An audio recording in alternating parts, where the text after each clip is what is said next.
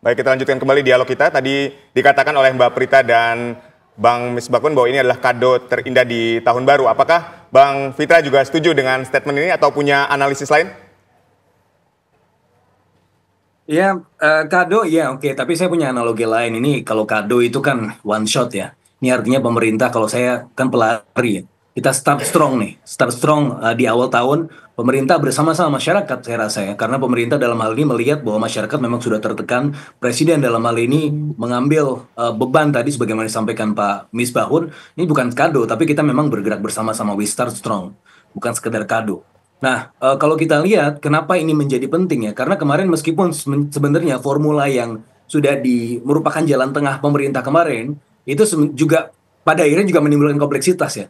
Meskipun kita juga melihat bahwa atau berdasarkan beberapa hitungan, saya sendiri juga menghitung bahwa aspek regresif dari PPN yang sebelumnya terjadi tahun 2022 dengan formula yang kemarin itu sebenarnya tidak kemudian menjadi beban yang cukup regresif lagi karena banyak exemptions dan kemudian ada paket counter cyclical yang dilakukan oleh pemerintah. Tapi ternyata Pak Prabowo melihat bahwa kompleksitas di lapangan ketika memaknai dan kemudian mendefinisikan PPN itu masih simpang siur di lapangan ya, pada akhirnya ya sudah fokus saja ke yang barang mewah, super mewah sekalian yang memang tidak, dengan kata lain ini tidak ada kenaikan PPN ya di masyarakat ya, kecuali memang yang PPNBM. Nah, ini saya rasa merupakan satu paket counter cyclical ya yang saya rasa cukup baik ya untuk kemudian mendorong konsumsi masyarakat di tahun 2025 ya. Makanya saya sebut sebagai start strong karena selama tahun 2024 ya, meskipun di awal tahun 2024 kita melihat bahwa pertumbuhan ekonomi kita berhasil di atas 10 tahun terakhir ya, rata-rata 5,11%. Tapi kemudian setelah itu trajektorinya turun terus ya. Di kuartal kedua 5,05%, kemudian di kuartal ketiga menjadi tinggal 4,95%. Dan kita melihat bahwa dari sisi demand itu juga turun terus ya secara trajektori. Inflasi juga termasuk yang paling rendah selama 3,5 tahun terakhir. Bukan artinya ini baik, ini artinya adalah tanda-tanda memang ekonomi memang sedang melemah dalam konteks demand. Begitu juga dari sisi supply, PMI 5 bulan terakhir juga sedang tertekan. Nah, dalam kondisi seperti itu, maka info yang atau paket kebijakan yang seharusnya baik, ketika tidak hadir informasi yang baik itu menjadi misguided juga. Dan saya sepakat bahwa Pak Prabowo lebih tegas ya, kemudian menetapkan bahwa oke lah, udah daripada repot, udah fokus saja di barang mewah, yang mana masyarakat paling bawah, menengah ke bawah itu tidak mendapatkan beban yang berlebih-lebihan. Bahkan ada paket stimulus yang masih jalan ya, selain yang 38,6 triliun tadi, kalau hitung-hitungannya kan secara umum overall 265 triliun. Ini yang saya rasa menjadi kalau ya tadi istilah TV One dan teman-teman kado, tapi menurut saya ini adalah bagaimana kita memulai tahun dengan kuat sehingga kita bisa finish strong juga di tahun 2025 dengan baik gitu, dan bisa kemudian meleverage perekonomian kita tahun 2025 lebih baik lagi daripada tahun 2024. Begitu. Baik. Saya ingin ke Bang Misbakun. Ini kan kita lihat bahwa selain kenaikan PPN ini ada juga paket stimulus yang disiapkan oleh Pak Prabowo atau oleh pemerintah. Nah, apakah ini cukup untuk menjaga stabilitas dan daya beli masyarakat? Pilihan kita kepada barang mewah itu sebenarnya sebuah stimulus tersendiri. Karena tadi yang disampaikan oleh Mas Fitra, itu nyaris tidak ada barang lain yang naik, kecuali barang yang mewah, bahkan kategorinya sangat mewah. Super mewah lah istilahnya Mbak Prita. Itu sebuah stimulus tersendiri bagi masyarakat. Apalagi kemudian sejak awal undang-undang itu sudah disampaikan bahwa keputusan pemerintah tetap membebaskan kebutuhan barang pokok, kemudian jasa pendidikan, jasa kesehatan, jasa keuangan, jasa asuransi, jasa sosial, jasa keagamaan, yang selama ini sudah dibebaskan oleh pemerintah di dalam skema Undang-Undang HPP itu tetap dijaga 0% oleh pemerintah. Artinya apa? Pada saat yang sama naik tidak dinaikkan, pada saat yang sama yang 0 ini tetap dijaga oleh pemerintah.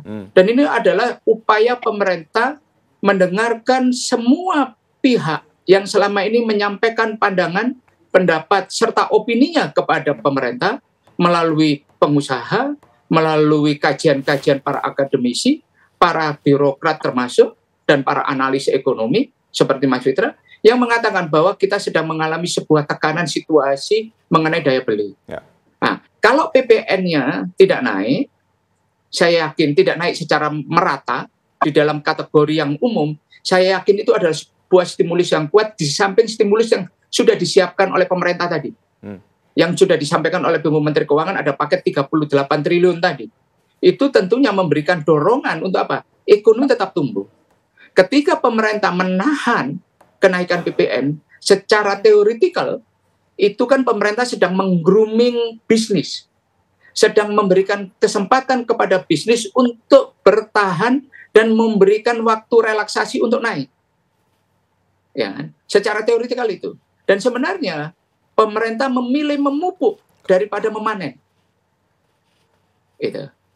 Pilihan pemerintah untuk memberikan pupuk kepada dunia usaha dengan tidak menaikkan secara keseluruhan, tentunya karena jenis kategorinya itu adalah PPN, maka ini memberikan insentif tersendiri kepada masyarakat. Yang tadinya beli sabun, beli sampo, yang harganya tidak naik, maka dia bisa menyisihkan sebagian untuk apa? Untuk membeli kebutuhan bahan yang lain atas consumption-nya. Yang tadinya dia bisa membeli beras 1 kilo, maka di tanggal 1 Januari dia masih bisa membeli beras dengan uang yang sama untuk dapat 1 kilo. Lah, inilah yang merupakan kesempatan yang luar biasa dalam rangka mempertahankan daya beli masyarakat. Daya beli yang ada dipertahankan, kalau kemudian demand-nya bertahan dan mengalami kenaikan, tentunya diharapkan dunia usaha juga akan mengalami kenaikan. Karena apa? Daya beli masyarakat bertahan dan terjadi peningkatan, apalagi Pak Prabowo sudah membuktikan di awal-awalnya pemerintahan beliau, gaji guru dinaikkan, gaji hakim dinaikkan, UMP dinaikkan. Diharapkan dengan terjadinya kenaikan ini di tahun 2025, kemudian PPN ditahan, maka terjadi peningkatan consumption kepada masyarakat. Biasanya masyarakat yang masuk dalam kategori UMP dan kemudian PTKP ini, hampir semua penghasilan mereka dipakai untuk mengkonsumsi. Nah, ketika konsumsi ini dipakai oleh mereka, diharapkan akan memberikan tarikan demand pool kepada pertumbuhan. Gitu. Bang Misbakun. Dorongan demand ini, tarikan ini, diharapkan memberikan pertumbuhan ekonomi. Karena apa? Ingat, salah satu pendorong pertumbuhan ekonomi yang paling dominan di Indonesia antara 52 sampai 56% itu adalah dari household consumption, yaitu dari konsumsi rumah tangga. Artinya yang kenaikan PPN 12% ini untuk mendorong pertumbuhan ekonomi secara nasional ya. Kita menuju ke Mbak Prita. Mbak Prita, kalau memang tadi juga disampaikan oleh Bang Misbakun juga bahwa ini kan kenaikan PPN 12% hanya diberlakukan untuk barang yang super mewah saja ya. Tapi bagaimana pemerintah memastikan bahwa kenaikan PPN 12% ini memang hanya berlaku untuk barang super mewah. Jadi untuk kebutuhan pokok ini meskipun sudah disampaikan oleh Pak Prabowo, tapi para pedagang ini tidak menaikkan harga di pasaran dengan adanya pemberlakuan PPN 12% ini. Memastikan seperti itu gimana Mbak? Oke, baik.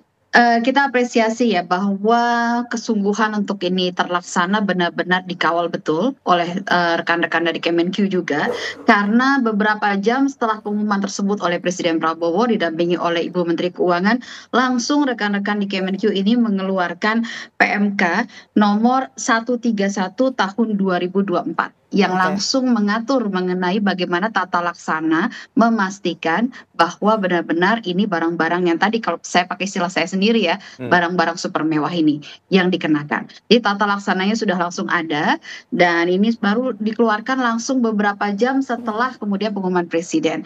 Nah, yang tadi saya juga ingin soroti apa yang disampaikan oleh Mas Fitra tadi, start strong. Di satu sisi, saya setuju dengan kata-katanya Mas Fitra nih, start strong. Di satu sisi ini hadiah, yaitu bagi masyarakat kebanyakan, begitu ya, bahwa PPN hanya dikenakan pada barang-barang dalam kategori saya super mewah. Namun, di sisi lain, ini pun juga sebuah warning kepada para pengemplang pajak. Para pengemplang pajak, pemerintah akan menerapkan sedemikian rupa, membangun sistem kepatuhan. Namanya sistem kepatuhan pembayaran pajak bernama Cortex. Kita tentunya tidak akan berdiri membela para pengemplang pajak. Tidak.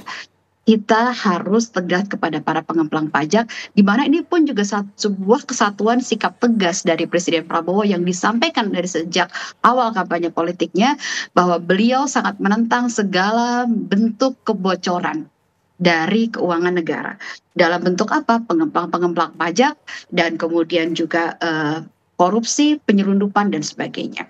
Dan semua kebocoran itu akan berupaya ditutup sedemikian rupa untuk apa? Untuk lagi-lagi digunakan untuk membangun kepentingan masyarakat, kepentingan masyarakat luas. Kalau kita melihat ya, dalam RPJMN 2025 hingga 2029 ada 3 pilar utama yang menjadi fokus pembangunan dari pemerintahan Pak Prabowo dan juga Mas Gibran di sini. Adalah pertama adalah pengentasan kemiskinan, pembangunan sumber daya manusia Indonesia, dan kemudian juga adalah menuju pertumbuhan ekonomi 8%.